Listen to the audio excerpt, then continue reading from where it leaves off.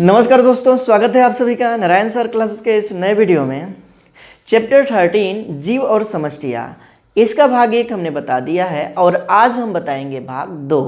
भाग 1 में हम लोगों ने जाना है पारिस्थितिकी के बारे में और पर्यावरण के बारे में। इसके साथ ही साथ हम लोगों ने जान लिया था पर्यावरण के प्रकार के बारे में और हमने वहाँ पे सीखा था पारिस्थितिक संगठन के बारे में। और पारिस्थितिकी संगठन में क्या क्या चीज़ें आता है, जैसे कि व्यष्टि, समष्टि, उसके बाद से समुदाय, परितंत्र, जीवोम, जीवमंडल, इन सभी के बारे में हम लोगों ने भाग 1 में खूब अच्छे से पढ़ लिया है। और यहाँ से आगे हम आज के वीडियो में कंटिन्यू करेंगे, यानी कि प्रीवियस सेशन में जहाँ से हम लोगों ने छोड़ा था वहीं से इस सेशन में आगे बढ़ जाएंगे। तो यहाँ पे हम जानेंगे पर्यावरण के घटक के बारे में। पर्यावरण है क्या, इसके बारे में हमने बताया हुआ है कि जीव या समुदाय के चारों ओर उपस्थित वे घटक जो प्रत्यक्ष या अप्रत्यक्ष रूप से उस जीव को प्रभावित करते हैं, पर्यावरण कहलाता है। और पर्यावरण के 2 मेन घटक हैं, ये याद रखना है। पर्यावरण के 2 मुख्य घटक है, 2 मुख्य कारक है। एक है क्या चीज़, तो अजैविक घटक या भौतिक घटक, यानी कि भौतिक कारक, और दूसरा है जैविक कारक। तो ये दोनों कारक याद रखने हैं, बहुत ही इम्पोर्टेंट है। कई बार पूछ चुका है कि पर्यावरण के कितने घटक होते हैं, तो मेनली पर्यावरण के 2 ही घटक होते हैं, एक भौतिक या अजैविक कारक और दूसरा जैविक कारक। और इसी के बारे में विस्तार से इस वीडियो में हम बताने वाले हैं। तो चलिए स्टार्ट करते हैं। सबसे पहले पर्यावरण के बारे में। पर्यावरण है क्या, तो हमने बताया हुआ है कि जीवों के चारों ओर से घेरा हुआ वह घटक जो प्रत्यक्ष या अप्रत्यक्ष रूप से उस जीव को प्रभावित करता है, उसे ही पर्यावरण कहते हैं। और पर्यावरण के 2 ही घटक होते हैं, जो कि हमने यहाँ पे लिखा हुआ है। पर्यावरण के 2 घटक होते हैं, 2 कारक होते हैं, एक भौतिक या अजैविक कारक यानी कि physical or abiotic factor, और दूसरा जैविक कारक यानी कि बायोटिक फैक्टर। तो 2 घटक पर्यावरण के हैं, इसी के बारे में विस्तार से इस वीडियो में हम पढ़ने वाले हैं। तो सबसे पहले हम जान लेते हैं भौतिक या अजैविक कारक के बारे में। भौतिक या अजैविक कारक जैसे कि ताप, जल, वर्षा, प्रकाश आदि जो है जीवों को प्रभावित करता है, और ये कारक भौतिक या अजैविक कारक कहलाता है। भौतिक या अजैविक कारक यानी कि यहाँ पे जीवित से नहीं मतलब है, जो निर्जीव कारक जो जीवों को प्रभावित करता है वही क्या कहलाता है, भौतिक या अजैविक कारक। इसे भी 3 भागों में बांटा गया है। एक है जलवायु संबंधी कारक, दूसरा है स्थलाकृतिक कारक और तीसरा है मृदीय कारक। भौतिक कारक को भी 3 भागों में बांटा गया है। सबसे पहले जलवायु संबंधी कारक, यानी कि कौन कौन से ऐसे पर्यावरणीय कारक है जो जलवायु संबंधी है, ये भी अजैविक कारक है। तो इसमें आ जाता है प्रकाश। प्रकाश भी एक मुख्य भौतिक कारक है जो जीवों को प्रभावित करता है। इसके साथ साथ तापमान, जल वर्षा, वायुमंडलीय आर्द्रता, वायुमंडलीय गैसें और वायु, इतने सारे कारक जलवायु संबंधी कारक है। ये सभी कैसे कारक है, तो जलवायु संबंधी कारक है। उसके बाद से अगला जो भौतिक या जैविक कारक आता है स्थलाकृतिक कारक, जिसमें सबसे पहले समुद्र की सतह से ऊंचाई, मतलब कि जो समुद्र की सतह है वहाँ से कितनी ऊंचाई तक जीव उपस्थित है और जीव को क्या क्या चीज़ प्रभावित करता है, ये चीज़ यहाँ पे जानना है। उसके बाद से इसमें का सेकेंड होगा पर्वत तथा घाटियों की दिशा। पर्वत तथा घाटियों की दिशा मतलब कि पर्वत किस तरह के हैं, उस पर कैसे कैसे जीव हैं, पौधे हैं, जंतु हैं, या जो नदियों की घाटी है उनकी दिशा किस प्रकार की है, ये यहाँ पे जानना है स्थलाकृतिक कारक में। इन सभी के बारे में हम विस्तार से बताएंगे। उसके बाद से तीसरा जो अजैविक कारक आता है वो है मृदीय कारक। इसमें आता है खनिज पदार्थ, मृदा की वायु, मृदा जल, कार्बनिक पदार्थ तथा ह्यूमस। ये चीज़ें इसमें पढ़ने हैं मृदीय कारक में।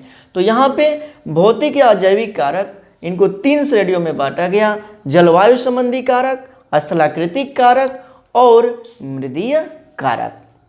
उसके बाद से दूसरा जो आता है पर्यावरण का घटक या कारक, वो है जैवीय कारक, यानी कि बायोटिक फैक्टर। तो इसके अंतर्गत जो है जीव और पौधे आते हैं, जंतु और पौधे आते हैं। जिसमें जीव है मतलब कि जीवन है, जिसमें लाइफ है, वही बनाते हैं जैवीय कारक। और जीवन किसमें होता है? जंतु और पौधों में होता है। तो जंतु और पौधे इसके अंतर्गत आते हैं। इनको भी उसकी प्रकृति के आधार पर कई भागों में बांटा गया है। जैसे कि जीवाणु, ये एक कोशिकीय प्रोकैरियोटिक जीव है।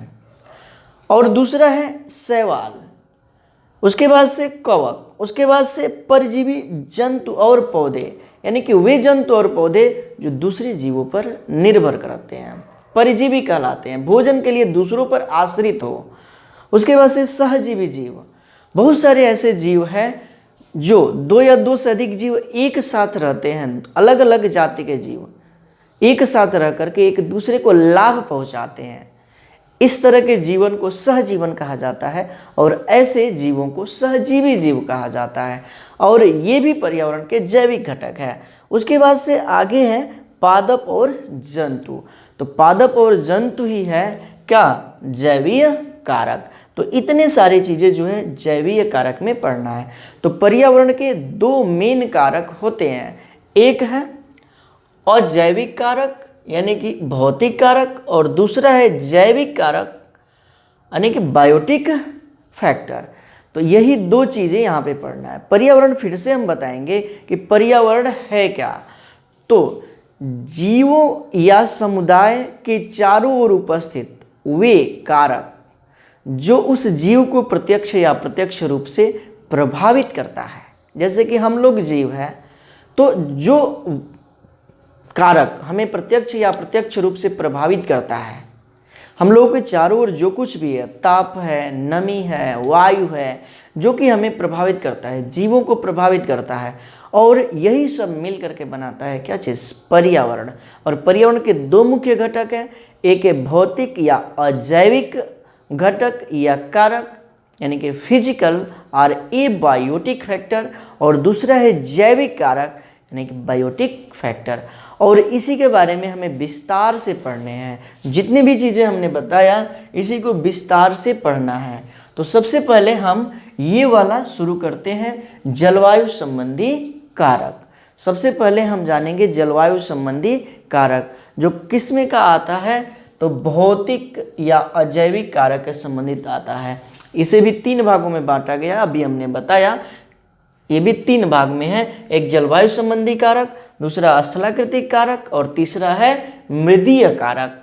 और इसी के बारे में हम अब विस्तार से पढ़ेंगे। तो इसका आप स्क्रीनशॉट लीजिए और उसके बाद से हम पढ़ना शुरू करेंगे प्रकाश से। चलिए तो शुरू किया जाए। कौन सा? तो जलवायु संबंधी कारक, जलवायु संबंधी कारक। तो ये चीज़ें हम मिटाएंगे।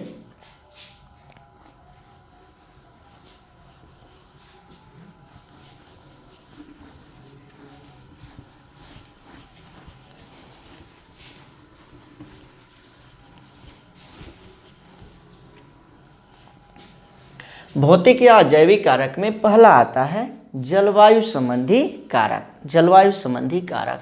और इसमें जो फर्स्ट नंबर पे पढ़ना है वो है क्या चीज़? तो वह है प्रकाश यानी कि लाइट। प्रकाश जीवों को प्रभावित करता है प्रत्यक्ष या अप्रत्यक्ष रूप से। तो सबसे पहले ये जानिए जलवायु संबंधी कारक क्या होते हैं। तो जलवायु को प्रभावित करने वाले सभी कारक जलवायु संबंधी कारक कहलाता है।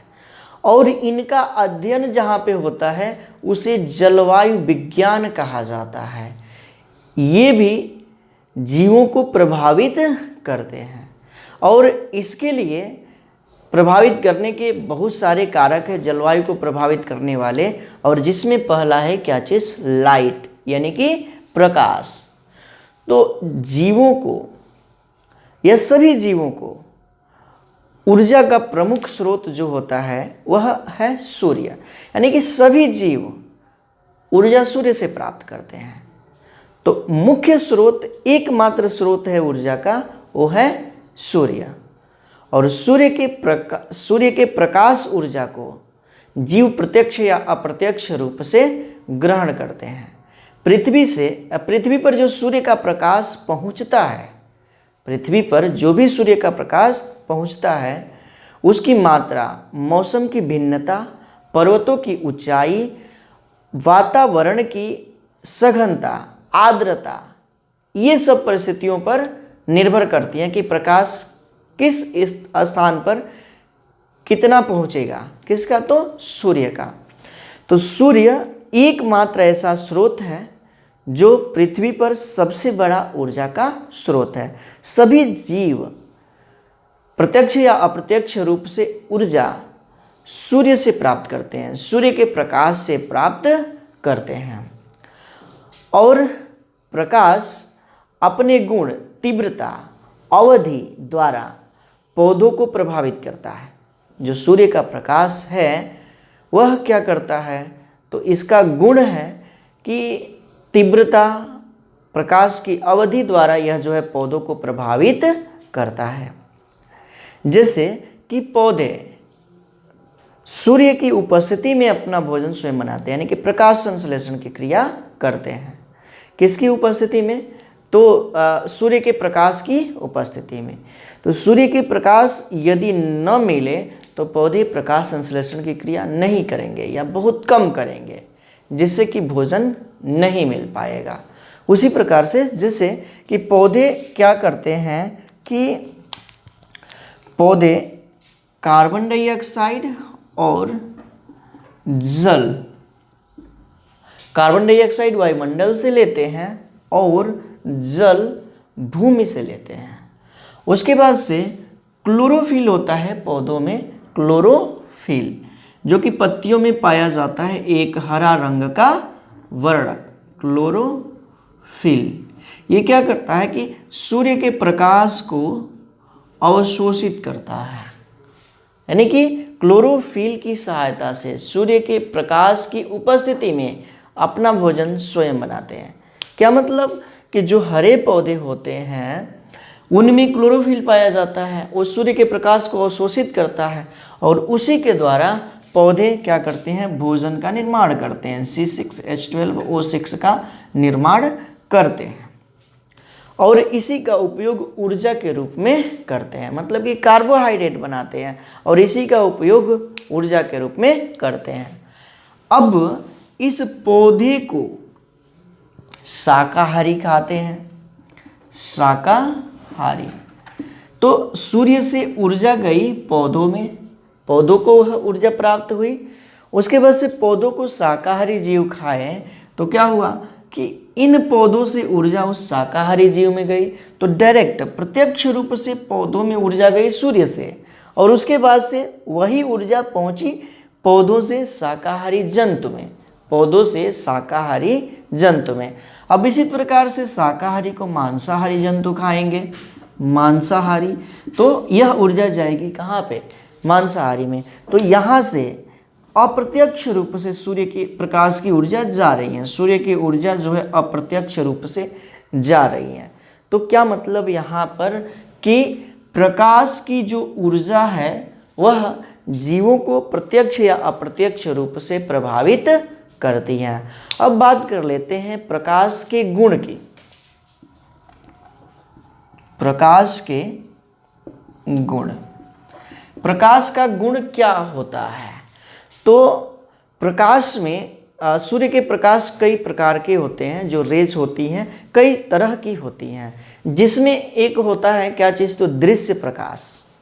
दृश्य प्रकाश जो दृश्य प्रकाश होता है इसकी वेवलेंथ जो है 390 से 690 नैनोमीटर होता है। इनकी जो वेवलेंथ होती है दृश्य प्रकाश की वह 390 से 690 नैनोमीटर होती है। और यही प्रकाश जो है पौधों के लिए लाभदायक होता है, यही प्रकाश जो है जीवों के लिए लाभदायक होता है। 390 से 690 नैनोमीटर वेवलेंथ वाली इसी यही होती है विजिबल यानी कि दृश्य, और इसी को बोला जाता है विग्योर। ये 7 रंग की प्रकाश होती हैं विग्योर, VIBGYOR। इसे आप लोगों ने फिजिक्स में पढ़ा होगा। ये 7 रंगों वाली प्रकाश होती हैं और इसी में से ये जो स्पेक्ट्रम है 7 रंगों का, इन्हीं का जो वेवलेंथ होता है वह 390 से 690 नैनोमीटर का होता है और यही विजिबल लाइट कहलाती है जो कि फैली हुई होती है। और इनमें से नीले और लाल रंग का जो प्रकाश होता है वो प्रकाश संश्लेषण के लिए अधिक उपयोगी होता है। आगे इसके और भी गुण हैं प्रकाश के। ये इनमें से नीले और लाल रंग ज़्यादा उपयोगी होते हैं, जबकि जो पराबैंगनी किरण होती हैं प्रकाश में उसका जो वेवलेंथ होता है 300 से 390। पराबैंगनी किरण, पराबैंगनी रेज किरणें, इसका जो वेवलेंथ होता है 300 से 390 नैनोमीटर के बीच होता है। 300 से 390 नैनोमीटर के बीच होता है। और ये क्या होता है कि ये बहुत ही हानिकारक प्रभाव डालता है पौधों पर। तो सूर्य के प्रकाश की जो पराबैंगनी किरण होती हैं उनका वेवलेंथ 300 से 390 नैनोमीटर के बीच होता है और यह जो है जीवों पर या पौधों पर यह बहुत ही हानिकारक प्रभाव डालती हैं। अब हम और कुछ जान लेते हैं कि सूर्य का प्रकाश पौधों पर क्या प्रभाव डालता है और जंतुओं पर क्या प्रभाव डालता है इसके बारे में। तो पहले आप हेडिंग बनाइए, पहले लिख लीजिए, हेडिंग बनाइएगा भौतिक या अजैविक कारक। ये चीज़ तो लिखे होंगे आप लोग, तो इसमें लिखना है भौतिक या अजैविक कारक में इसे निम्न 3 भागों में बांटा जा सकता है, जिसमें पहला होगा जलवायु संबंधी कारक। जलवायु संबंधी कारक इसमें लिखिएगा जलवायु को प्रभावित करने वाले सभी कारकों के अध्ययन को जलवायु विज्ञान कहते हैं। सामान्य रूप से किसी भी क्षेत्र के पर्यावरण या वातावरण को जलवायु ही निर्धारित करती है। जलवायु को प्रभावित करने वाले प्रमुख कारक निम्नवत है, जिसमें पहला हेडिंग डालना है प्रकाश यानी कि लाइट। इसमें लिखना है जीवों के लिए आवश्यक ऊर्जा प्रत्यक्ष या अप्रत्यक्ष रूप से सूर्य से ही प्राप्त होती है। पौधों के जैविक क्रियाओं के लिए प्रकाश एक महत्वपूर्ण कारक है। पृथ्वी पर पहुंचने वाले कुल प्रकाश की मात्रा मौसम की भिन्नता, पर्वत की ऊंचाई, वातावरण की सघनता, आर्द्रता आदि परिस्थितियों पर निर्भर करती है। प्रकाश अपने गुण, तीव्रता तथा अवधि के द्वारा पौधों को प्रभावित करता है। फिर हेडिंग बनाइएगा प्रकाश के गुण। तो सूर्य का दृश्य प्रकाश 7 रंगों का बना होता है, जिसका वेवलेंथ 390 से 690 नैनोमीटर होता है। स्पेक्ट्रम के नीले तथा लाल रंग प्रकाश संश्लेषण में अधिक उपयोगी होते हैं, जबकि पराबैंगनी किरणें 300 से 390 नैनोमीटर वेवलेंथ वाली होती हैं। पौधों पर यह हानिकारक प्रभाव डालती हैं। पराबैंगनी किरणें पौधों पर हानिकारक प्रभाव डालती हैं। अब जान लिया जाए प्रकाश का पौधों पर प्रभाव। प्रकाश का पौधों पर प्रभाव, चलिए ये चीज़ मिटाया जाए और जाना जाए प्रकाश का पौधों पर प्रभाव।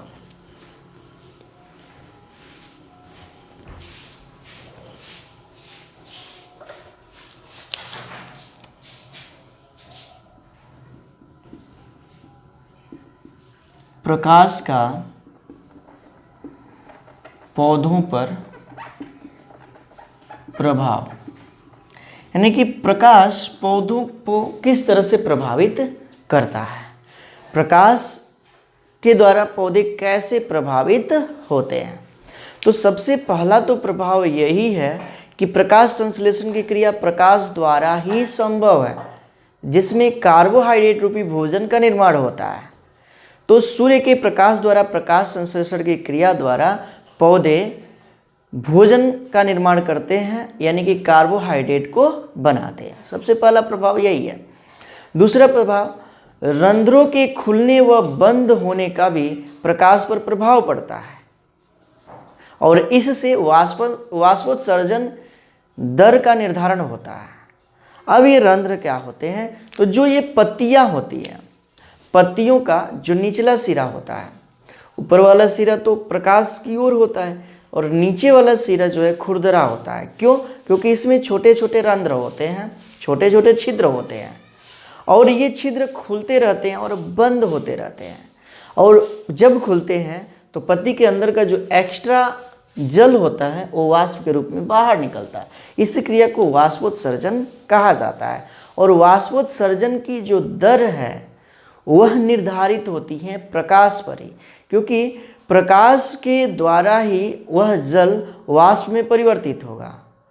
तो कहने का ये मतलब है कि रंध्र का खुलना और बंद होना भी प्रकाश द्वारा ही निर्धारित होता है, यानी कि इस पर भी प्रकाश का प्रभाव पड़ता है।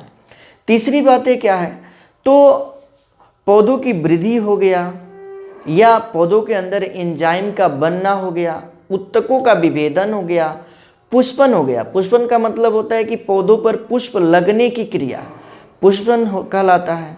उसके बाद से पादप हार्मोन का संघनन, यानी कि जो भी वृद्धि हार्मोन हो या अन्य कोई भी हार्मोन हो उसका संवहन हो, कैसे पहुंचाया जाए एक स्थान से दूसरे स्थान तक। पौधों के अंगों का मुड़ना, यानी कि प्रकाश के द्वारा पौधों का अंग मुड़ता है, इन सभी पर प्रकाश का प्रभाव पड़ता है। अनेक पुष्प रात व दिन की अवस्थाओं में, अनेक पौधों के जो पुष्प होते हैं वह रात व दिन की अवस्थाओं में खिलते व बंद होते हैं। मतलब कि दिन में खिलेंगे फिर रात में बंद हो जाएंगे। तो ये क्रिया जो है प्रकाश पर ही निर्भर है, यानी कि प्रकाश द्वारा ही प्रभावित होती है। और अगला चौथा नंबर, गति। तो पौधों द्वारा प्रकाश की तीव्रता के अनुरूप गति प्रदर्शित किया जाता है, यानी कि पौधे प्रकाश के द्वारा गति करते हैं। जैसे कि सूर्यमुखी का पुष्प या सूर्यमुखी का पौधा, जिधर प्रकाश होता है वो उधर ही मुड़ा होता है, यानी कि उसका पुष्प उसी एरिया में मुड़ा होता है जिधर सूर्य होता है, सूर्य का प्रकाश जिधर से आता है। तो ये क्या कर रहा है, प्रकाश के अनुरूप गति कर रहा है, यानी कि पौधों की गति भी प्रकाश द्वारा प्रभावित होती है। उसी प्रकार से वही कहा गया कि सूर्यमुखी का पौधा जो है या सूर्यमुखी का पुष्प जो है सूर्य की ओर, जिधर से सूर्य का प्रकाश आता है उधर ही मुड़ जाता है, यानी कि उसी ओर गति करता है। तो गति भी प्रभावित होती है पौधों की, किसके द्वारा, प्रकाश के द्वारा। अगला 5वां नंबर पे आ जाता है दीप्त कालिता। क्या चीज, दीप्त कालिता।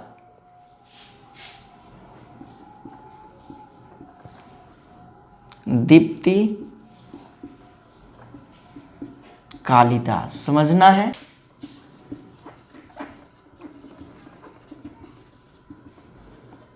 समझिए दीप्ति कालिता के बारे में। तो पौधों की आकार की, कार्य की एवं पारिस्थितिक पर प्रकाश की अवधि का प्रभाव पड़ता है। किसका, प्रकाश की अवधि, मतलब कि पौधों की कार्य की हो जाए या आकार की हो जाए या पारिस्थितिक हो जाए, इस पर प्रकाश की अवधि, मतलब कि कितना उसको प्रकाश चाहिए, कम प्रकाश चाहिए या अधिक, उसे ही बोला जाता है प्रकाश की अवधि। और प्रकाश की अवधि का जो प्रभाव होता है, प्रकाश की अवधि का प्रभाव, प्रकाश की अवधि का प्रभाव कहलाता है दीप्तिकालिता। प्रकाश की अवधि के प्रभाव को बोला जाता है क्या चीज़, तो दीप्तिकालिता। और दीप्तिकालिता के आधार पर पौधों को कई भागों में बांटा गया है, कई भागों में, जिसमें फर्स्ट आता है अल्प प्रकाशीय पौधे। अल्प प्रकाशीय पौधे, जिसका पहला आता है क्या चीज, तो अल्प प्रकाशीय पौधे यानी कि शार्डे प्लांट। शार्डे प्लांट समझिए इसके बारे में। जैसे कि हम एक गुण ले लेते हैं पौधों में, पुष्पन का। ठीक है, पुष्पन में प्रकाश की क्या भूमिका है इसके बारे में समझते हैं। पुष्पन का मतलब क्या होता है कि पौधों पर पुष्प का लगना, यानी कि पुष्प की लगने की क्रिया को बोला जाता है पुष्पन। और ये भी प्रकाश द्वारा ही निर्धारित होता है, कौन से पौधे पर कितना प्रकाश चाहिए पुष्प के लिए, पुष्पन के लिए, पुष्प लगने के लिए। तो इसमें सबसे पहले हमें ये जानना है, दीप्तिकालिता हम पढ़ रहे हैं और इसका पहला भाग है अल्प प्रकाशीय पौधे। दीप्तिकालिता का मतलब कि प्रकाश की अवधि का प्रभाव, पौधों पर प्रकाश की अवधि का प्रभाव ही दीप्तिकालिता कहलाता है। और अल्प प्रकाशीय पौधे क्या है, तो पुष्पन के लिए जिन पौधों में कम प्रकाश की आवश्यकता पड़ती है, अधिक नहीं, कम प्रकाश में वे पौधे में पुष्प लगता है, पुष्पन की क्रिया होती है कम प्रकाश में, तो इसे बोला जाता है अल्प प्रकाशीय पौधे। अल्प प्रकाशीय पौधे जैसे कि धतूरा हो गया, जैंतियम हो गया, साल्विया हो गया, सोयाबीन हो गया, धतूरा हो गया, साल्विया हो गया, सोयाबीन हो गया, ये सारे पौधे कैसे अल्प प्रकाशीय पौधे, मतलब कि इसमें प्रकाश की अवधि कम लगती है, यानी कि शार्डे प्लांट है ये कैसे है, तो शार्डे प्लांट है। सेकंड, दीर्घ प्रकाशीय पौधे। दीर्घ प्रकाशीय पौधे यानी कि इसको इंग्लिश में बोला जाएगा long day plant. Long day plant जब पुष्पन के लिए अधिक प्रकाश की आवश्यकता होती है, पुष्पन के लिए अधिक प्रकाश की आवश्यकता होती है, अधिक प्रकाश अवधि की आवश्यकता होती है, तो इसे बोला जाता है दीर्घ प्रकाशीय पौधे। ऐसे पौधे कहलाते हैं दीर्घ प्रकाशीय पौधे, जैसे कि पालक, मूली, राई। इसका एग्जाम्पल हो जाएगा पालक, मूली, राई। ये सब कैसे पौधे हैं, तो दीर्घ प्रकाशीय पौधे हैं। प्रकाश की अवधि द्वारा इसमें पुष्पन की क्रिया होती है, कम या अधिक प्रकाश की अवधि होती है। तो यही प्रकाश की अवधि का प्रभाव ही क्या कहलाता है, दीप्तिकालिता कहलाता है। अगला इसी में कहा जाएगा दिवस निरपेक्ष पौधे। दिवस निरपेक्ष पौधे। दिवस निरपेक्ष पौधे यानी कि डे न्यूट्रल प्लांट।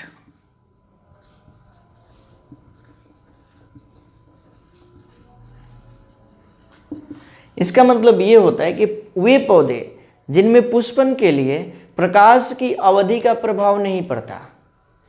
क्या प्रकाश की अवधि है, कम है, अधिक है, इसका प्रभाव नहीं पड़ता है, ऐसे पौधे कहलाते हैं दिवस निरपेक्ष पौधे। इस तरह के पौधे कहलाते हैं दिवस निरपेक्ष पौधे। जैसे इसमें आ जाएगा काटन, टमाटर, मिर्च। काटन, टमाटर, मिर्च कैसे पौधे हैं, तो दिवस निरपेक्ष पौधे हैं। काटन, टमाटर, मिर्च, ये इसका एग्जाम्पल है। आगे चलते हैं, इसी का अगला जो पार्ट आएगा वो क्या है, तो अल्प दीर्घ प्रकाशीय पौधे। अल्प दीर्घ प्रकाशीय पौधे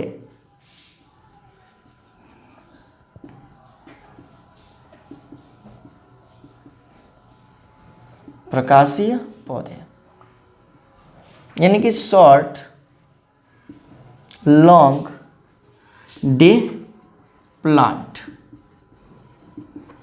तो वे पौधे जिसको पुष्पन की क्रिया के लिए, वे पौधे पुष्पन की क्रिया के लिए जिसमें पहले कम प्रकाश की आवश्यकता पड़ती है, फिर बाद में अधिक प्रकाश की आवश्यकता पड़ती है। तो पहले कम प्रकाश और बाद में अधिक प्रकाश की जब आवश्यकता पड़ती है तो इसे बोला जाता है अल्प दीर्घ प्रकाशीय पौधे, अल्प दीर्घ प्रकाशीय पौधे। जैसे कि इसका एग्जाम्पल हो जाएगा गेहूं, इसका एग्जाम्पल हो जाएगा क्या चीज़, तो गेहूं। उसके बाद से अगला आता है क्या चीज़, दीर्घ अल्प प्रकाशीय पौधे, दीर्घ अल्प प्रकाशीय पौधे, यानी कि लॉन्ग शॉर्ट डे प्लांट। यानी कि ये ऐसे पौधे होते हैं जिसमें पुष्पन के लिए पहले अधिक प्रकाश की और बाद में कम प्रकाश की अवधि का प्रभाव पड़ता है। यानी कि क्या, पहले कम प्रकाश की आवश्यकता होती है और बाद में अधिक प्रकाश की आवश्यकता पड़ती है, यानी कि अधिक प्रकाश अवधि का प्रभाव पड़ता है। तो इसे बोला जाता है दीर्घ अल्प प्रकाशीय पौधे, दीर्घ अल्प प्रकाशीय पौधे। जैसे कि इसका एग्जाम्पल है ब्रायोफिलम,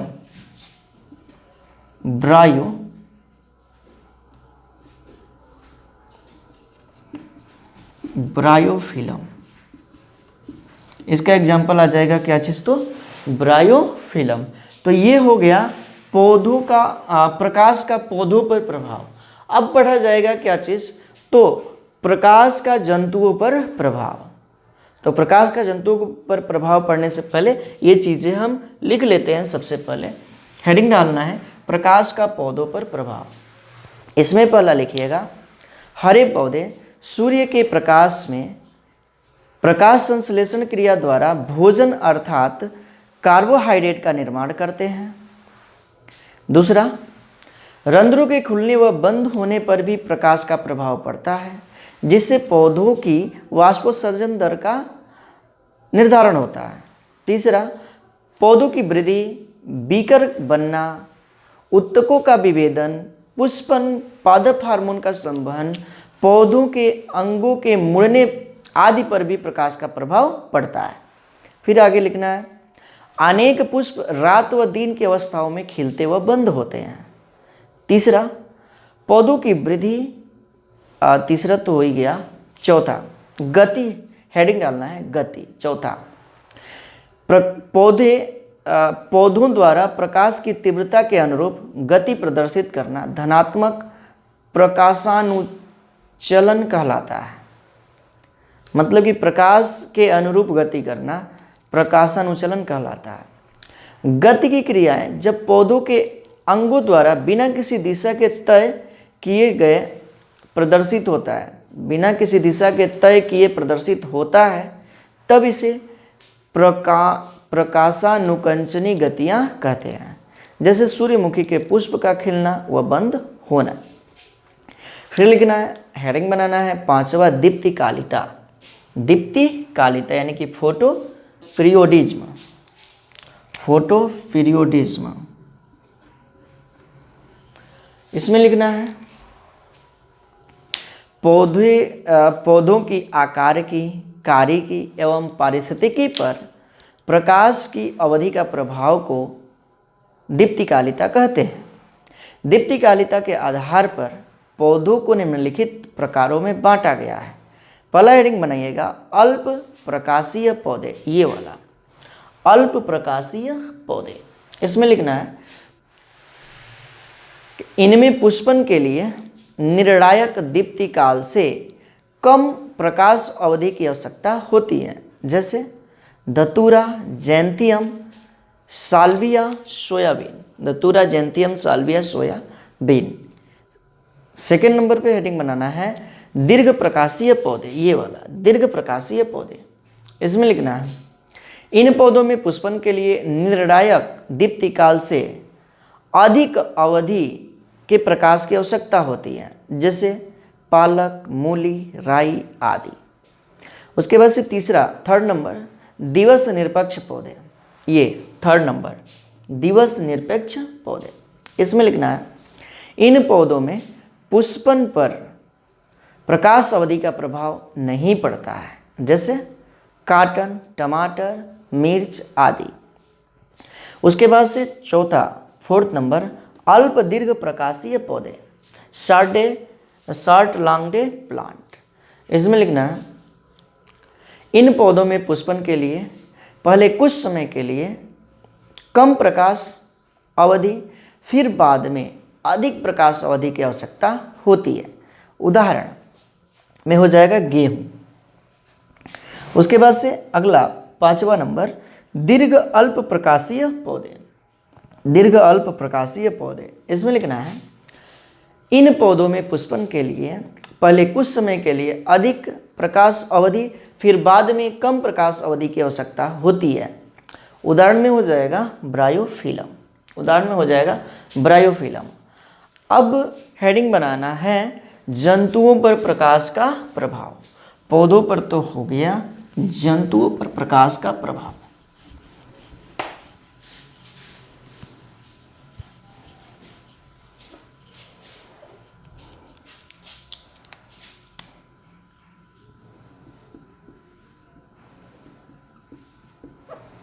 जंतुओं पर प्रकाश का प्रभाव।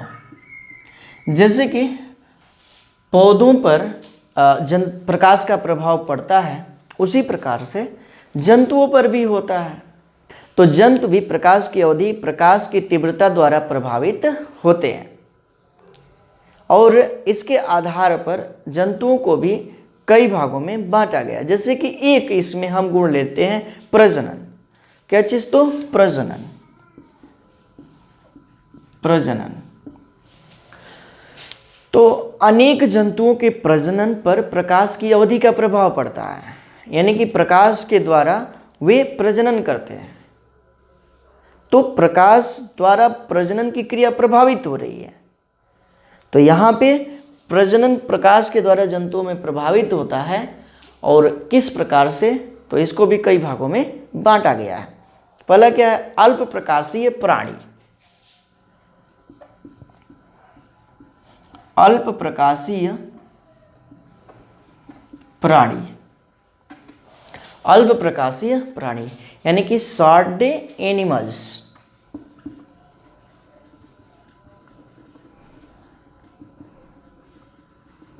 एनिमल्स यानी कि ऐसे जंतु या ऐसे प्राणी जिसको प्रजनन के लिए अल्प प्रकाश की आवश्यकता पड़ती है, यानी कि जब दिन छोटा होता है तब ये प्रजनन करते हैं। तो ये प्राणी कहलाते हैं अल्प प्रकाशीय प्राणी। जैसे कि हिरन, भेड़, बकरी, ये क्या है? तो ये अल्प प्रकाशीय प्राणी है। हिरण, भेड़, बकरी, इनको प्रजनन के लिए दिन की कम अवधि वाले प्रकाश की आवश्यकता पड़ती है, यानी कि जब दिन छोटा होता है उस समय प्रकाश कम मिलता है, और इसी समय ये क्या करते हैं? प्रजनन करते हैं। सेकेंड हो जाएगा दीर्घ प्रकाशीय प्राणी, दीर्घ प्रकाशीय प्राणी यानी कि long day animals, long day animals यानी कि इनको प्रजनन के लिए ऐसे प्राणी, ऐसे जंतु जिनको प्रजनन के लिए लंबी अवधि के दौरान, मतलब कि लंबी अवधि प्रकाश की आवश्यकता पड़ती है, यानी कि दिन जब लंबा होता है, दिन जब क्या होता है? लंबा होता है, बड़ा होता है, तब ये प्रजनन करते हैं। जैसे कि टर्की, जैसे कि टर्की, ये कैसे जीव है, कैसा जंतु है? तो दीर्घ प्रकाशीय प्राणी है। अगला आएगा दिवस निरपेक्ष प्राणी, दिवस निरपेक्ष प्राणी दिवस निरपेक्ष प्राणी यानी कि डे न्यूट्रल एनिमल्स।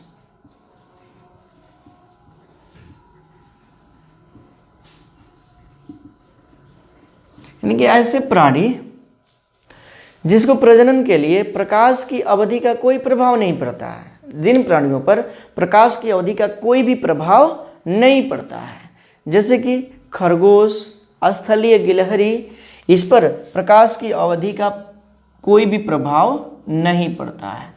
खरगोश, स्थलीय गिलहरी, इन पर प्रकाश की अवधि का कोई प्रभाव नहीं पड़ता है। यानी कि ये कैसे हैं, तो दिवस निरपेक्ष प्राणी है। किस प्रकार के हैं, तो दिवस निरपेक्ष प्राणी है। इन पर प्रकाश की अवधि का कोई प्रभाव नहीं पड़ता है। तो इन पर प्रकाश की अवधि का कोई प्रभाव नहीं पड़ता है। तो ये चीज़ हो गया एक प्रजनन जीवों प्रकाश की अवधि पर प्रभाव पड़ता है। प्रजनन में किसी को कम प्रकाश की आवश्यकता होती है प्रजनन के लिए, किसी को अधिक प्रकाश समय की आवश्यकता होती है, प्रकाश अवधि की आवश्यकता होती है, और कोई जीव है जिसको कि प्रकाश की अवधि की कोई आवश्यकता नहीं होती है। दूसरा आ जाता है सक्रियता की अवधि। फर्स्ट ये हो गया, दूसरा सक्रियता की अवधि।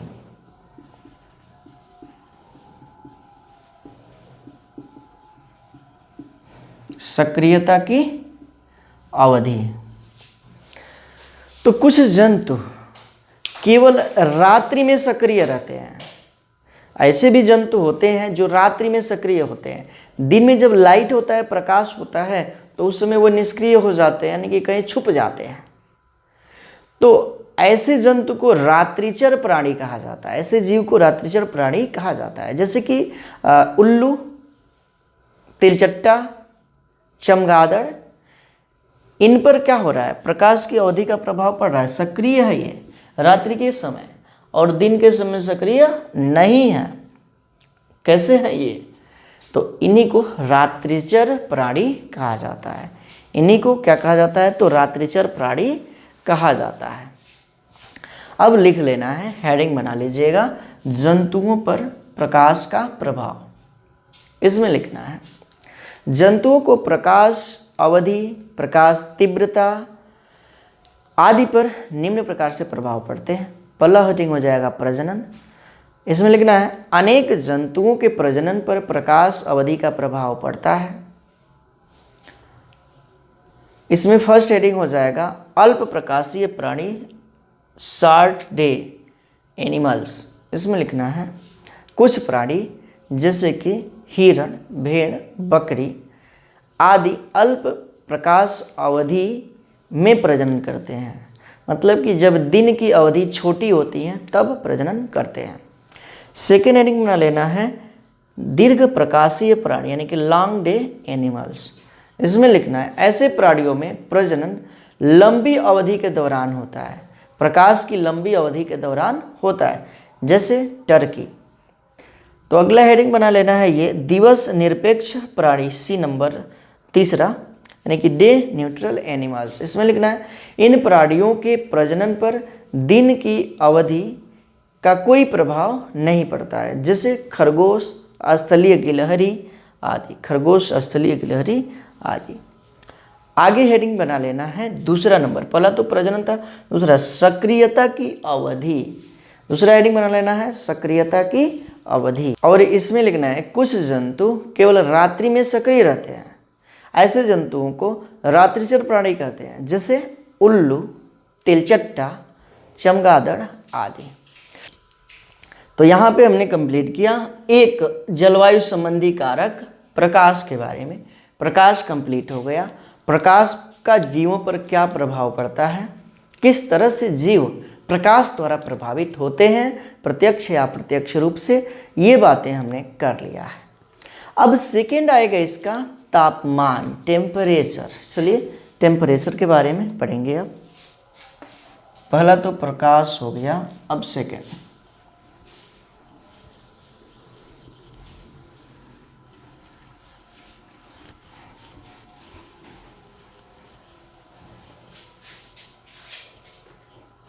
इसका सेकेंड आ जाएगा तापमान। यानी कि टेम्परेचर।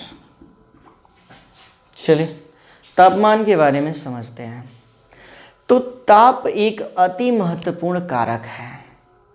यह बीजों के अंकुरण के लिए, वृद्धि के लिए, पुष्पन के लिए, बीज व फल बनने के लिए, प्रकाश संश्लेषण की क्रिया के लिए, श्वसन के लिए, पुष्पों के खुलने के लिए प्रभावित करता है।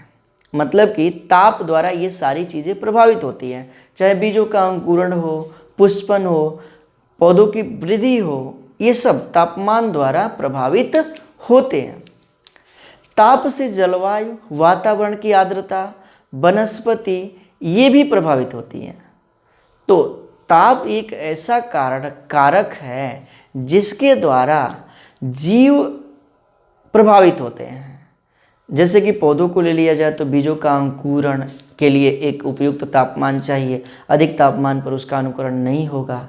वृद्धि के लिए तापमान चाहिए, निश्चित तापमान चाहिए, और यदि तापमान की मात्रा में कम या अधिकता हो, वृद्धि हो रही हो या कमी हो रही हो, तो वह जीव प्रभावित होता है तापमान के द्वारा। तो प्रत्येक जीव को अनुकूलतम तापमान की आवश्यकता होती है, यानी कि अनुकूल तापमान चाहिए। जैसे कि हम लोगों के लिए अनुकूलतम तापमान, हम लोगों के शरीर का तापमान 37 डिग्री सेल्सियस है। यदि इससे अधिक या कम होता है तो हम बीमार हो जाते हैं। क्या मतलब कि हमें जो है तापमान द्वारा प्रभावित होते हैं। और तापमान सहन करने की अधिकतम क्षमता और एक निम्नतम सीमा होनी चाहिए जीवों को। तापमान सहने की अधिकतम क्षमता होनी चाहिए और उसकी एक निम्नतम सीमा भी होनी चाहिए। ये सारा चीज़ तापमान द्वारा प्रभावित होता है। तो चलिए सबसे पहले समझ लेते हैं ताप का पौधों पर क्या प्रभाव पड़ता है। यानी कि ताप का पौधों पर प्रभाव समझिए। ताप का पौधों पर प्रभाव, तो सबसे पहला पॉइंट आता है कि ताप का प्रभाव पौधों की शारीरिक बनावट, समस्त जैविक क्रियाओं तथा भौगोलिक वितरण पर पड़ता है। यानी कि समस्त जैविक क्रियाएं जीव के अंदर, कोश के अंदर जो क्रियाएं होती हैं, इस पर ताप का प्रभाव पड़ता है। यदि अनुकूल तापमान है तो सही ढंग से ये क्रियाएं होती हैं, और यदि तापमान अनुकूल नहीं है तो ये क्रियाएं बाधित होती हैं। तो तापमान का पौधों पर प्रभाव पड़ता है। दूसरी बात कि जो पौधों का पुष्प है और रंध्र, उसका खुलना और बंद होना, ये भी तापमान पर निर्भर करता है। ये भी ऊष्मा के ही कारण होता है, ताप के ही कारण होता है। यदि ये तापमान उसको मिलता है पौधों को, तो उसका रंध्र खुलेगा, वाष्पोत्सर्जन की क्रिया होगी और पुष्प भी खिलेगा। अगली बात, तीसरी बात कि पौधों की जो उपापचयी क्रियाएं हैं ताप बढ़ाने के साथ बढ़ती हैं। यानी कि जो भी शरीर के अंदर उपापचयी क्रियाएं होती हैं ताप बढ़ाने के साथ क्या होती हैं, बढ़ती है। एक निश्चित सीमा तक तापमान के पश्चात, मतलब कि एक निश्चित सीमा तक जाता है तापमान, तब तक बढ़ेगा, और उस सीमा से पार यदि तापमान जाएगा तो वह क्रिया फिर से घटने लगती है। तापमान में बहुत अधिक वृद्धि हो जाए तो पौधों की मृत्यु भी हो सकती है। कोशिका में उपस्थित जीव द्रव्य व प्रोटीन का स्कंदन हो जाता है, मतलब कि वो जम जाते हैं। जो जीव द्रव्य और प्रोटीन होते हैं कोशिका में जम जाते हैं यदि प्रकाश की अधिकता हो जाए तो ये मतलब है यहाँ पे कि प्रकाश पौधों को प्रभावित करता है, उनकी क्रियाओं को, उपापचयी क्रियाओं को। बढ़ाएंगे तो उपापचयी क्रिया तेज होगी, लेकिन एक सीमा तक, सीमा से अधिक जाएगा तो उपापचयी क्रिया फिर से मंद होने लगेगी। बहुत ज़्यादा तेज कर लेंगे तो क्या हो जाएगा, उसकी मृत्यु हो जाएगी, उस पौधे की मृत्यु हो जाएगी। अगली बात, चौथी बात कि प्रकाश संश्लेषण और श्वसन भी तापमान द्वारा प्रभावित होता है। प्रत्येक 10 डिग्री सेल्सियस ताप बढ़ाने पर श्वसन की दर दोगुनी हो जाती है। मतलब कि पौधों का तापमान 10 डिग्री सेल्सियस बढ़ाइए तो उसकी जो दर होगी वो दोगुनी हो जाएगी। 1 मिनट में 10 बार श्वसन हो रहा है तो 20 बार होने लगेगा यदि तापमान बढ़ाएंगे तो ये भी प्रभावित करता है। अगली बात कि तापमान से वाष्पोत्सर्जन, अधिक ताप से वाष्पोत्सर्जन अधिक होता है, यानी कि ताप बढ़ेगा तो वाष्पोत्सर्जन बढ़ जाएगा और जिससे कि पौधों के अंदर से जल की हानि होगी और जब हर जल की हानि होगी तो पौधे मुरझा जाएंगे। अधिक ताप होता है तो पौधे क्या हो जाते हैं, मुरझा जाते हैं, यानी कि क्या होता है, जल से उनकी हानि होती है, उनके कोशिका से जल की हानि होती है जिस कारण से जल की कमी हो जाएगी और वे मुरझा जाएंगे। ये हानि कैसे होगा, तो वाष्पोत्सर्जन द्वारा। ताप बढ़ाएंगे तो वाष्पोत्सर्जन की दर क्या हो जाएगी, बढ़ जाएगी। ये है पौधों पर ताप का प्रभाव। दूसरी बात जान लेते हैं ताप का जंतुओं पर प्रभाव। ताप का जंतुओं पर प्रभाव। क्या ताप द्वारा जंतु प्रभावित होते हैं? पौधे तो प्रभावित होते हैं, क्या जंतु प्रभावित होते हैं? तो जंतु भी प्रभावित होते हैं। जंतु की सारी क्रियाएं भी प्रभावित होती है, जैसे प्रजनन। तो सामान्यतः प्राणियों में प्रजनन एक विशेष मौसम में होता है। मतलब बहुत सारे ऐसे प्राणी हैं जिसमें प्रजनन एक विशेष मौसम में होता है, जब इनके देह का तापमान अनुकूल हो, यानी कि उनके शरीर का तापमान जब अनुकूल होता है तभी उनमें प्रजनन होता है। यदि उस तरह का तापमान नहीं होगा तो उसमें प्रजनन नहीं होगा। तो प्रजनन की क्रिया इससे प्रभावित हो रही है। दूसरी बात, लिंग व्यवहार। कुछ प्राणियां जैसे कि मगरमच्छ और घड़ियाल में भ्रूणीय परिवर्तन के समय लिंग का निर्धारण तापक्रम पर निर्भर करता है। मतलब कि उनमें जब भ्रूण का विकास हो रहा होता है तो जो लिंग का निर्धारण है नर और मादा का, वह तापमान पर निर्भर करता है। तो ये बात है जंतुओं में। जंतुओं में भी ताप द्वारा जंतु भी प्रभावित होते हैं। चलिए, ये तो यहाँ पे हमने जान लिया तापमान के बारे में कि तापमान द्वारा पौधे और जंतुओं में प्रभाव देखने को मिलता है। तो ये हेडिंग बना लीजिएगा, क्या चीज़, तो तापमान, और इसमें लिखना है ताप एक अति महत्वपूर्ण कारक है। यह बीजों का अंकुरण, वृद्धि, पुष्पन, बीज व फल का बनना, प्रकाश संश्लेषण, श्वसन, पुष्प का खुलना आदि क्रियाओं को प्रभावित करता है। ताप से जलवायु, वातावरण की आर्द्रता, वनस्पति आदि भी प्रभावित होती है। फिर लिखना है प्रत्येक जीव को अनुकूलतम तापमान की आवश्यकता होती है। इसके अलावा तापमान सहन करने की अधिकतम तथा न्यूनतम सीमा होती है। हेडिंग बना लेना है ताप का पौधों पर प्रभाव। ताप का पौधों पर प्रभाव, इसमें लिखना है पौधों पर ताप द्वारा निम्न प्रभाव पड़ता है। पहला, ताप का प्रभाव पौधों की शारीरिक बनावट, समस्त जैविक क्रियाओं तथा भौगोलिक वितरण पर पड़ता है। दूसरा, कभी कभी पुष्पों तथा रंध्रों का खुलना व बंद होना ऊष्मा के कारण होता है। तीसरा, पौधों की उपापचयी क्रियाएं ताप बढ़ने के साथ साथ बढ़ती हैं तथा एक निश्चित ताप सीमा के पश्चात कम होने लगती है। तापमान में अधिक वृद्धि होने से कभी कभी पौधों की मृत्यु हो जाती है क्योंकि कोशिकाओं में उपस्थित जीवद्रव्य व प्रोटीन का स्खलन हो जाता है। चौथा, ताप का प्रभाव प्रकाश संश्लेषण तथा श्वसन पर पड़ता है। प्रत्येक 10 डिग्री सेल्सियस ताप बढ़ाने पर श्वसन की दर दोगुनी हो जाती है। पांचवा, अधिक ताप से वाष्पोत्सर्जन अधिक होता है जिससे पौधों की कोशिका से जल की हानि होती है जिस कारण पौधे मुरझा जाते हैं। उसके बाद से हेडिंग बना लेना है ताप का जंतुओं पर प्रभाव।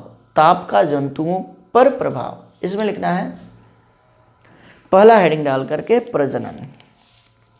इसमें पहला हेडिंग हो जाएगा प्रजनन।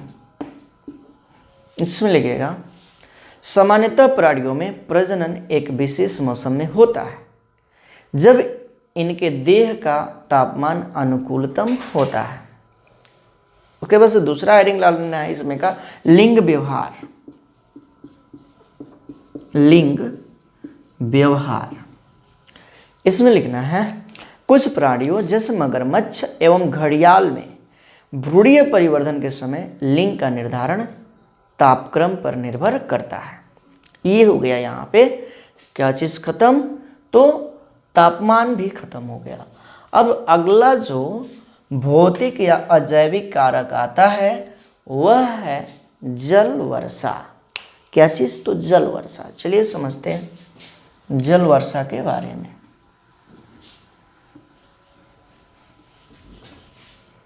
थर्ड हो जाएगा जल वर्षा।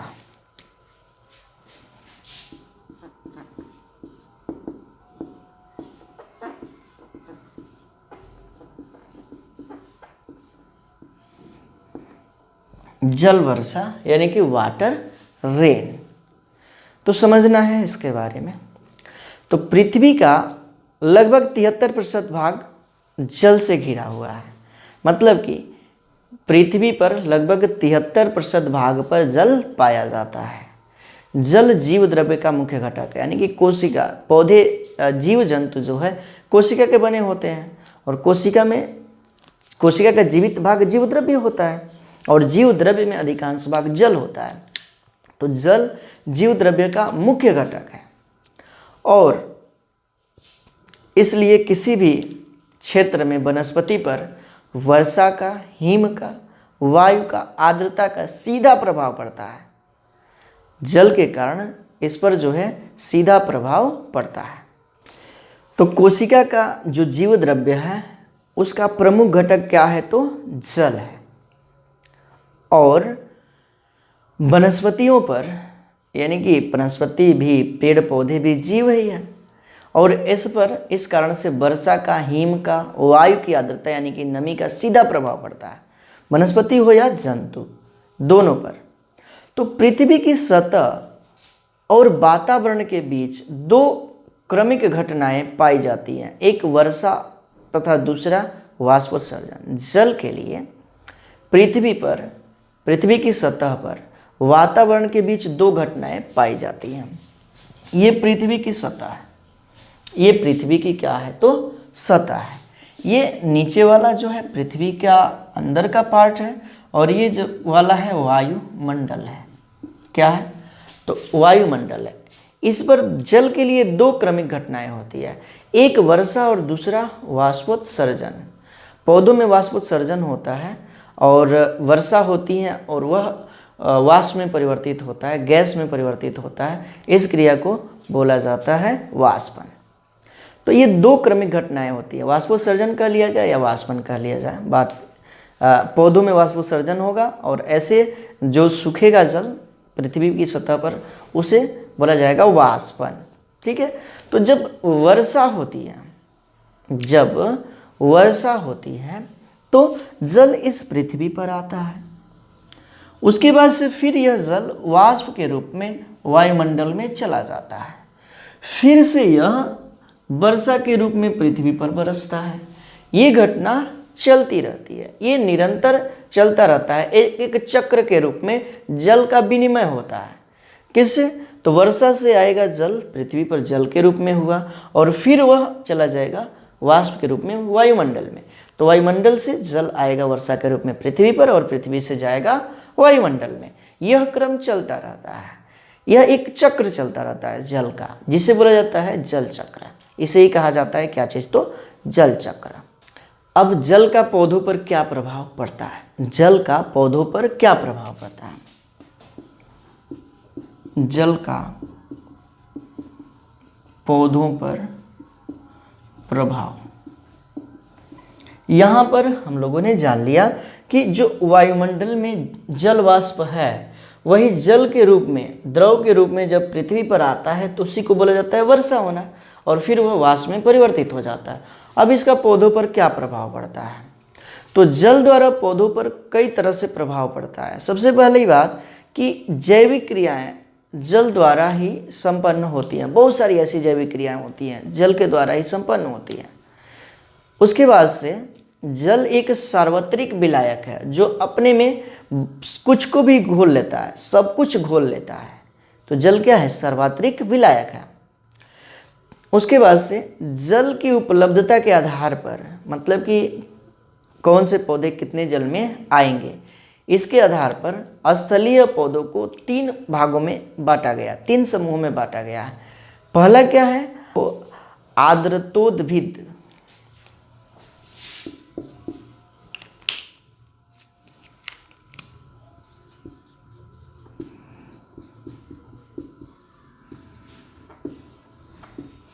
पहले को बोला जाएगा आर्द्रतोद्भिद, यानी कि हाइग्रोफाइट्स।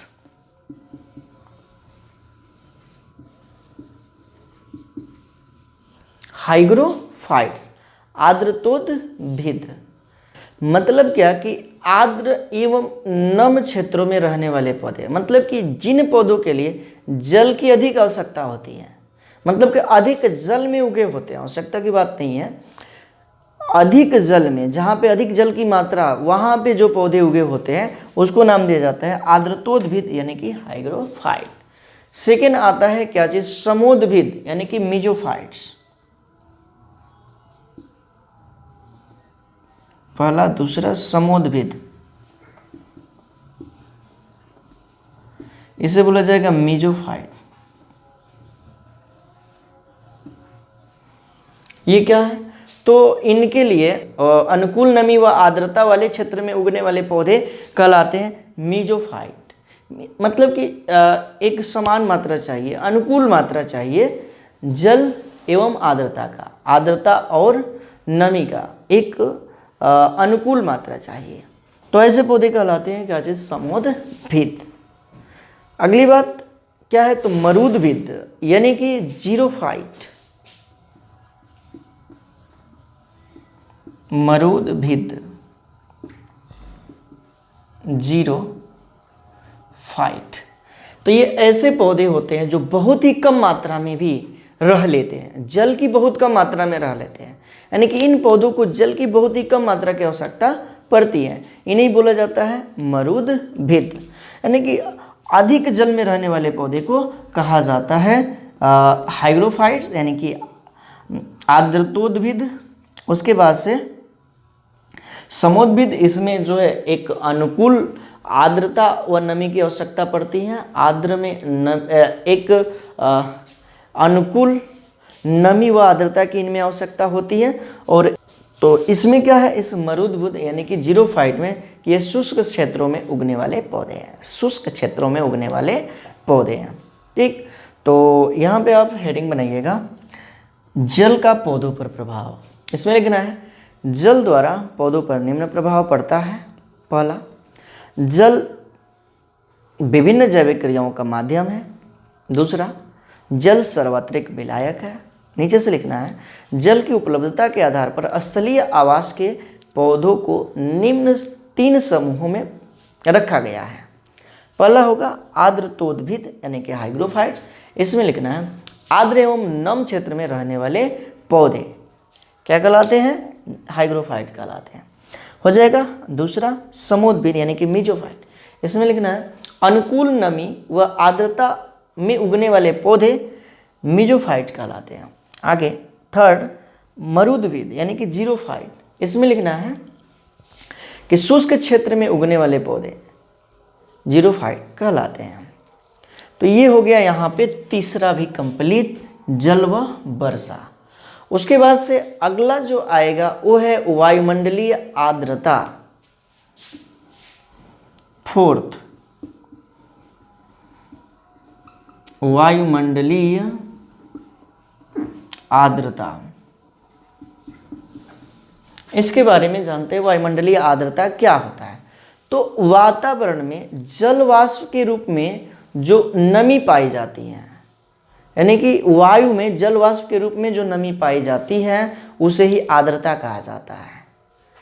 वायु के इकाई आयतन में जल वाष्प की जो मात्रा होती है वही वायुमंडलीय आर्द्रता है, यानी कि वायु की इकाई आयतन में जल वाष्प की जो मात्रा होती है उसे ही कहा जाता है वायुमंडलीय आर्द्रता। यदि इस जल की मात्रा में वृद्धि होगी तो क्या होगा, जीवों का जीवन प्रभावित होगा। वृद्धि या कमी होगा तो जीवों का जीवन प्रभावित होगा। तो वायुमंडलीय आर्द्रता का भी जीवों पर प्रभाव देखने को मिलता है। चलिए हेडिंग बना लीजिएगा, चौथा वायुमंडलीय आर्द्रता, और इसमें लिखना है वातावरण में जल वाष्प के रूप में पाई जाने वाली वायु की नमी को ही आर्द्रता कहते हैं। वायु के इकाई आयतन में जल की वाष्प की जो मात्रा होती है वह मात्रा वायुमंडलीय आर्द्रता कहलाती है। वायुमंडलीय आर्द्रता का प्रभाव जीवों पर पड़ता है, यानी कि वायुमंडलीय आर्द्रता द्वारा जीव प्रभावित होते हैं। अगला आ जाएगा वायुमंडलीय गैसें,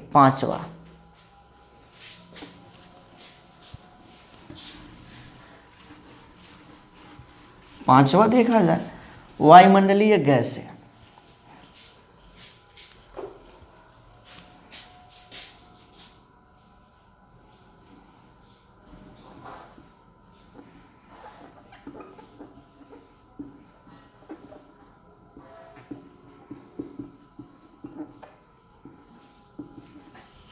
वायुमंडलीय गैसें, तो वायुमंडलीय गैसें क्या है?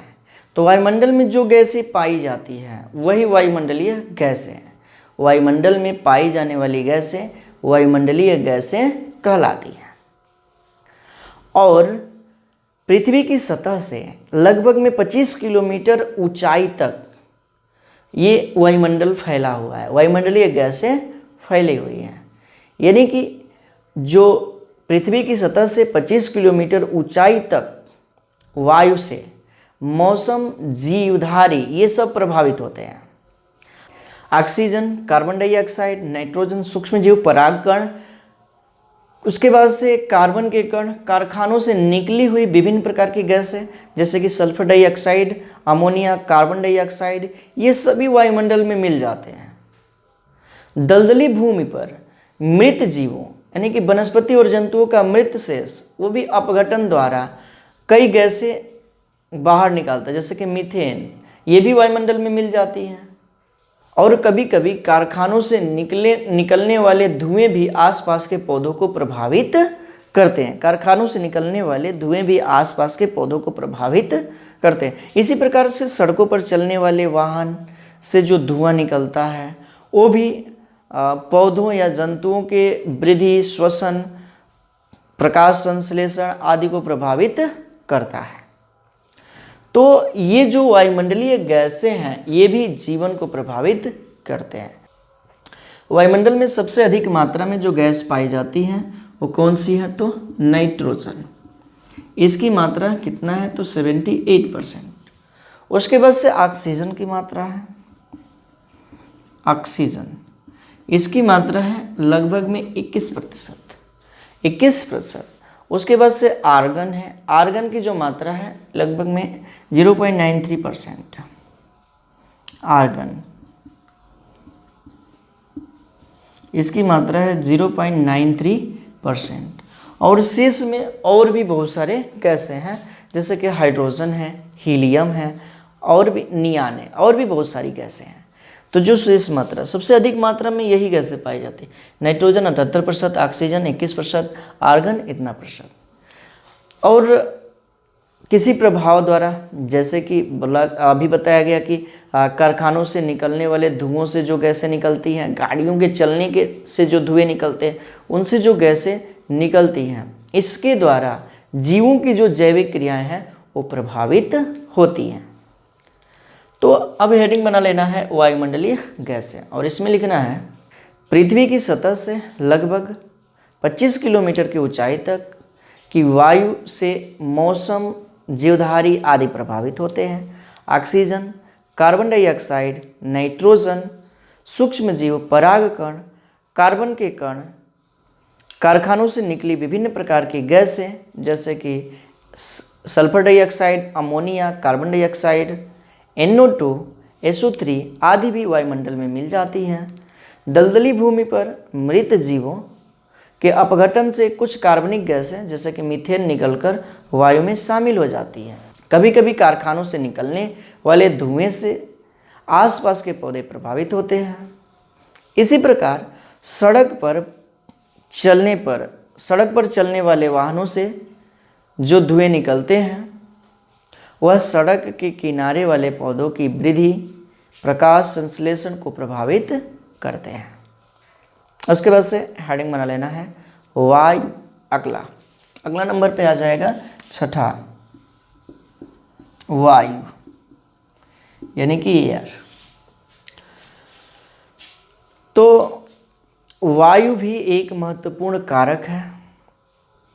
वायु का प्रवाह सदा अधिक दबाव से कम दबाव की ओर होता है, मतलब कि जहाँ पे दबाव अधिक होता है वहाँ से कम दबाव की ओर वायु का प्रभाव होता है। जैसे ये ग्लोब है, ये बीच की जो रेखा है वो भूमध्य रेखा है, भूमध्य रेखा है। ये वाला और ये वाला जो है पोल कहलाते हैं, यानी कि ध्रुव कहलाते हैं। ये वाला साउथ पोल है और ये वाला जो है नॉर्थ पोल है। पृथ्वी अपने अक्ष पर 22.5 अंश झुकी हुई है। पृथ्वी अपने अक्ष पर 22.5 अंश क्या हुई है, झुकी हुई है। इसलिए जो ये एरिया है यहाँ पे प्रकाश सूर्य का हमेशा पड़ता है, यानी कि यहाँ का तापमान बहुत अधिक होता है। यहाँ का तापमान बहुत अधिक होता है। तापमान अधिक होने के कारण जो वायु है उसका प्रवाह यहाँ पे कम होता है, या कह सकते हैं इनका दबाव कम होता है। तो ध्रुवों से भूमध्य रेखा की ओर जाने पर जो दबाव होता है वो क्या होता है, तो कम होता है। इसलिए यहाँ पे ताप अधिक होता है। जहाँ पे जो वायु का दबाव है वो कम होता है वहाँ पे ताप कम होता है। तो ये चीज़ है, क्या चीज़, तो वायु के बारे में। अब वायु का पौधों पर क्या प्रभाव पड़ता है। यदि वायु तेज चलती है तो पौधे या वृक्ष उखड़ सकते हैं, उनकी शाखाएं टूट सकती हैं। ये उस पर प्रत्यक्ष रूप से या अप्रत्यक्ष रूप से प्रभाव पड़ता है। दूसरी बात कि वायु की गति की जो तीव्रता है कम या अधिक होने पर वाष्पोत्सर्जन की भी दर में वृद्धि या कमी होती है, मतलब कि वाष्पोत्सर्जन की भी दर वायु द्वारा प्रभावित होती है। अगली बात कि वायु द्वारा परागण में सहायता मिलती है। परागण क्या होता है बताया गया आप लोगों को अध्याय 2 में कि पुष्प में 2 भाग होते हैं, जयांग और पुमंग। पुमंग पुष्प का नर भाग होता है और जयांग पुष्प का मादा भाग होता है। तो जो पुमंग है उसमें परागकोश होता है और परागकोश में छोटे छोटे दाने जैसे कण पाए जाते हैं, जिसे परागकण कहा जाता है। जयांग का ऊपरी सिरा वर्तिकाग्र कहलाता है। तो परागकण का वर्तिकाग्र पर पहुंचने की क्रिया परागण कहलाती है। ये भी वायु द्वारा होता है, बताया गया वहाँ पे वायु परागण के बारे में। तो वायु द्वारा परागण की क्रिया में सहायता मिलती है, ये प्रभाव है। दूसरी बात कि बीजों तथा फलों के वितरण में वायु द्वारा सहायता मिलती है, यानी कि बीज या फल का वितरण होना है पौधों में, तो इसमें भी वायु द्वारा सहायता मिलती है। जंतुओं के लिए क्या है, तो वायु द्वारा कवक, शैवाल, जंतु, ये अन्य जीव जो है एक स्थान से दूसरे स्थान तक सुगमता से पहुंच जाते हैं। तो ये प्रभाव देखने को मिलता है वायु द्वारा। हेडिंग बना लेना है वायु, इसमें लिखना है वायु एक महत्वपूर्ण कारक है। वायु का प्रवाह सदा अधिक दबाव से कम दबाव की ओर होता है। भूमध्य रेखा के पास के क्षेत्र अधिक गर्म होते हैं तथा वायु का दबाव कम होता है। वही चीज़ दिखाया गया, भूमध्य रेखा के पास वाला क्षेत्र, यहाँ पे वायु का दबाव कम होता है। अतः पवन या वायु का प्रवाह ठंडे उत्तरी व दक्षिणी क्षेत्रों से भूमध्य रेखा की तरफ होता है, मतलब कि इसका प्रवाह इस उत्तरी या दक्षिणी क्षेत्रों से इधर की ओर होता है, भूमध्य रेखा की ओर होता है। फिर लिखना है ऊंचे पहाड़ों तथा समुद्री तटों पर सदैव तेज पवनें चलती हैं। हेडिंग बनाना है वायु का पौधों पर प्रभाव, इसमें लिखना है तेज वायु चलने से पौधा व वृक्षों का उखड़ना, शाखाओं का टूटना आदि प्रत्यक्ष प्रभाव है। दूसरा, वायु की गति अधिक तीव्र या कम होने पर वाष्पोत्सर्जन की दर भी अधिक या कम होती है। तीसरा, वायु द्वारा परागण में सहायता मिलती है। चौथा, वायु बीजों तथा फलों के वितरण में सहायक होती है। और पांचवा, वायु द्वारा कवकों, शैवाल, जीवाणु तथा अन्य सूक्ष्म जीव के बीजाणु एक स्थान से दूसरे स्थान को सुगमता से पहुंचाए जाते हैं। तो यहाँ पर हमने इस भौतिक या अजैविक कारक का एक भाग जलवायु संबंधी कारक कंप्लीट किया। अगला जो कारक आएगा अस्थलाकृतिक कारक और मृदीय कारक। 3 कारक बताया गया, यहाँ पे 3 भागों में बांटा गया। पहला है जलवायु संबंधी कारक, दूसरा अस्थलाकृतिक कारक और तीसरा है मृदीय कारक। तो 2 बच रहा है, अस्थलाकृतिक कारक और मृदीय कारक। तो इसको हम अगले वीडियो में बताएंगे। तो इस वीडियो में हम इतना ही रहने देते हैं। अगले वीडियो में यहाँ से आगे के टॉपिक को कंप्लीट कराएंगे। तो उम्मीद है कि आप लोगों को यहाँ तक बातें समझ में आया होगा। यदि आप लोगों को समझ में आता है तो ज़रूर कमेंट के माध्यम से बताइए और इसे अपने मित्रों में ज़्यादा से ज़्यादा शेयर कीजिए। मिलते हैं अगले वीडियो में, तब तक के लिए thank you, thanks for watching. जुड़े रहिए नारायण सर क्लासेस के साथ।